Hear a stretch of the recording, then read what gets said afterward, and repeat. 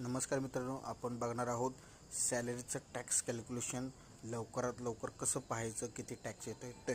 तर त्याचबरोबर तुम्हाला काय करायचं आहे, पहिल्यांदा इन्कम टॅक्सच्या साईडला यायचं आहे. आल्यानंतर तुम्हाला इथं क्विक लिंक्स दिसत आहे. क्विक लिंक्समध्ये गेल्यानंतर तुम्हाला इन्कम टॅक्स कॅल्क्युलेटर चॉईस करायचं आहे.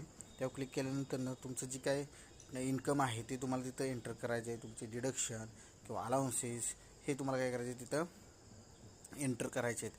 त्यानंतर तुम्हाला इथं बघू अशा प्रकारे बेसिक आहे, बेसिक कॅल्क्युलेटर आणि ॲडव्हान्स कॅल्क्युलेटर असे दोन प्रकार भेटतात. ॲडव्हान्समध्ये तुम्हाला डीपली सगळं भेटून जाईल. आता तुम्हाला बेसिकमध्ये बघायचं असेल तर तुम्हाला इथं असेसमेंट चॉईस करायचे आपल्याला 26-27 इंडिव्हिज्युअल जी काय असेल तुमचं स्टेटस ते इंडिव्हिज्युअल करायचं आहे. रेसिडेन्स असेल रेसिडेन्स, नॉन रेसिडेन्स असेल नॉन रेसिडेन्स.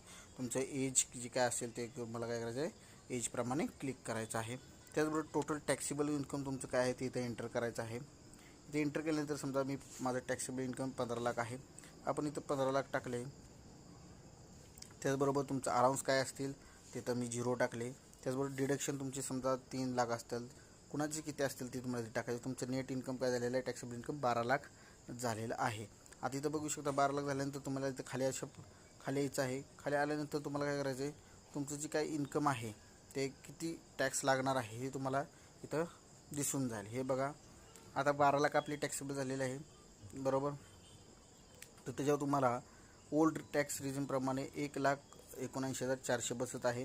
त्याचबरोबर न्यू रिझनप्रमाणे 1,09,200 बसत आहे. म्हणजे तुमचे टोटली किती सेव्ह होत आहे, 70,200 हे न्यू रिझनप्रमाणे काय होत आहेत, सेव्ह होत आहेत. अशा प्रकारे तुम्ही काय करू शकता, तुमचं स्वतःचं इन्कम टॅक्सचं किती टॅक्स येतो आहे किंवा किती भरावं लागेल, कोणत्या रिझनप्रमाणे सेव्ह होतं हे तुम्हाला इथं बघू शकता.